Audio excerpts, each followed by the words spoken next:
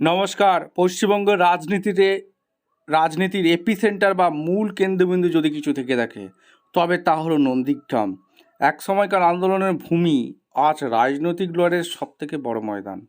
আজ আমরা কথা বলবো নন্দীগ্রাম বিধানসভার সর্বশেষ জনমত সমীক্ষা, অর্থাৎ লেটেস্ট জনমত সমীক্ষা আমরা যে করেছি সেই সমীক্ষা রিপোর্টটি আমাদের সামনে তুলে ধরবো। আগের সমীক্ষায় কী ছিল সেটাও আপনাদের সামনে রাখবো।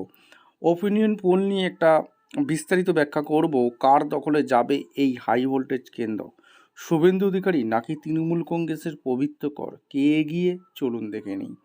নন্দীগ্রামের বর্তমান বিধায়ক এবং বিরোধী দলনেতা শুভেন্দু অধিকারী গত বিধানসভা নির্বাচনে টান টান উত্তেজনার মধ্যে তিনি জয়ী হয়েছিলেন। বিজেপির শক্ত ঘাঁটি হিসেবে নন্দীগ্রামকে ধরে রাখাটাই এখন তার কাছে বড় চ্যালেঞ্জ। এলাকায় তার ব্যক্তিগত প্রভাব এবং সংগঠনের শক্তি এখনও কিন্তু অটুট রয়েছে। সমীক্ষায় দেখা যাচ্ছে ভোটারদের একটা বড় অংশ এখনও তার উপর ভরসা রাখছেন।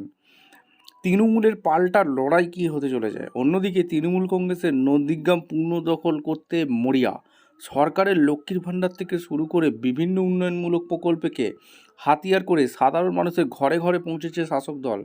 গত কয়েক বছরের সংগঠনকে নতুন করে সাজিয়েছে তৃণমূল। সমীক্ষা বলছে গ্রামীণ এলাকার মহিলা ভোটারদের মধ্যে তৃণমূলের জনভিত্তি যথেষ্ট শক্তিশালী। এই জনমত সমীক্ষায় তিনটি প্রধান বিষয় উঠে আসছে: উন্নয়নমূলক আন্দোলন, এলাকার রাস্তাঘাট এবং পরিকাঠামো উন্নয়ন, ব্যক্তিগত ক্যারিজমা, শুভেন্দু অধিকারীর নিজস্ব অনুগামী এবং পরিচিতি, নতুন ভোটার, তরুণ প্রজন্মের ভোট কোন দিকে যাবে তা হবে নির্ধারক।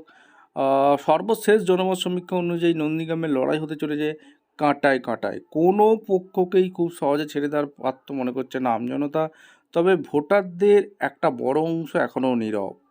ভোটের দিন ইভিএমে সেই নীরবতাই হয়তো শেষ কথা বলবে।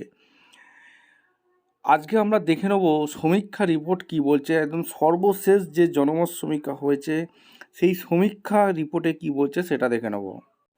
ব্লক ভিত্তিক ফলাফল দেখে নেব। 2021-এ কী হয়েছিল। নন্দীগ্রাম 1 নম্বর ব্লক। এই ব্লকে মূলত সংখ্যালঘু ভোটারদের প্রাধান্য বেশি থাকায় এখানে মমতা বন্দ্যোপাধ্যায় তৃণমূল কংগ্রেস লিড পেয়েছিলেন, ঠিক আছে। অর্থাৎ এই নন্দীগ্রাম 1 নম্বর কিন্তু তৃণমূলের দুর্গ। 17 রাউন্ডের গণনার শেষে তিনি এখানে ভালো ব্যবধানে এগিয়েছিলেন, ঠিক আছে। নন্দীগ্রাম 2 নম্বর ব্লকে কী হয়েছিল। এই ব্লকটি হিন্দু ভোটার অধ্যুষিত এবং এখানে শুভেন্দু অধিকারী বিজেপির বড় ব্যবধানে লিড পেয়েছিলেন। মূলত এই ব্লকের বিপুল সমর্থনই তার জয়ের পথ প্রশস্ত করে। নন্দীগ্রাম 2 নম্বর ব্লকেই কিন্তু শুভেন্দু অধিকারী লিড পেয়েছিলেন, ঠিক আছে। এটা একদম জলের মতো পরিষ্কার হলো। এইবার চূড়ান্ত ফলাফল সেটা 2021-এ কী হয়েছিল সেটা দেখে নেবো এক নজরে। শুভেন্দু অধিকারী কিন্তু বিজয়ী হয়েছিলেন। বিজেপি প্রার্থী 1,10,764টি ভোট পেয়েছিল। প্রাপ্ত ভোটের শতাংশ 48.49%। মমতা বন্দ্যোপাধ্যায় তৃণমূল কংগ্রেস 1,08,808টি ভোট পেয়েছিল, 47.64% ভোট পেয়েছিল। আর এদিকে মীনাক্ষী মুখোপাধ্যায় সিপিএমের প্রার্থী 6,267টি বা 2.74% ভোট পেয়েছিল।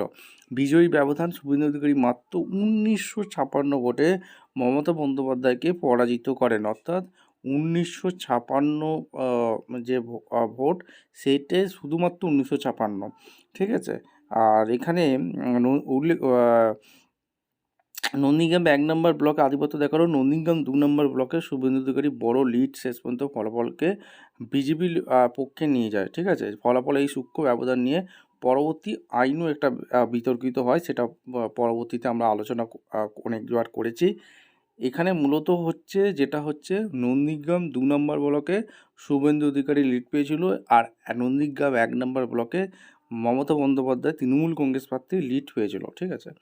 আচ্ছা, এইবারে মূলত যেটা লড়াই হতে যাচ্ছে এই নন্দীগ্রাম 2 নম্বর ব্লক, ঠিক আছে। নন্দীগ্রাম 1 নম্বর ব্লক এখানে মূলত এটা সংখ্যালঘু ভোট ব্যাঙ্ক আছে, যেটা তৃণমূলের দুর্গ, ঠিক আছে। এই নন্দীগ্রাম 1 নম্বর ব্লকে মূলত এবারও তৃণমূল কংগ্রেস দাপট দেখাবে, ঠিক আছে। এবার নন্দীগ্রাম 2 নম্বর ব্লকে আমরা যে আগের সমীক্ষা করেছিলাম সেখানে বলেছিলাম যে এইবারে কিছু সামান্য ভোট হলেও তৃণমূল প্রার্থী পবিত্র কর তিনি এগিয়ে আছে। এই নন্দীগ্রাম 2 নম্বর ব্লকে তিনি এগিয়ে আছে। কিন্তু লেটেস্ট যে জনমত সমীক্ষা করা হয়েছে সেইখানে কিন্তু তৃণমূল কংগ্রেস প্রার্থী পিছিয়ে পড়েছে, ঠিক আছে। শুভেন্দু অধিকারীর থেকে পিছিয়ে পড়ে যায়। অর্থাৎ আগে যে সমীক্ষা করেছিলাম আমরা তৃণমূলকে এগিয়ে রেখেছিলাম, এইবারে যে লেটেস্ট সমীক্ষা হয়েছে সেখানে শুভেন্দু অধিকারী এগিয়ে আছে। এগিয়ে আছে বলতে খুব সামান্য, ঠিক আছে। আগের যে 1956 ভোটে যে মমতা বন্দ্যোপাধ্যায় পরাজিত হয়েছিল, এই লেটেস্ট জনমত সমীক্ষায় শুভেন্দু অধিকারী 500 থেকে 700 ভোটে এগিয়ে থাকতে পারে, ঠিক আছে। পরবর্তীকালে এটা ওদিকও হতে পারে, ঠিক আছে। সর্বশেষ যে জনমত সমীক্ষা হয়েছে আমরা কিছুটা হলেও শুভেন্দু অধিকারী বিজেপি প্রার্থী তাকে এগিয়ে রাখছি।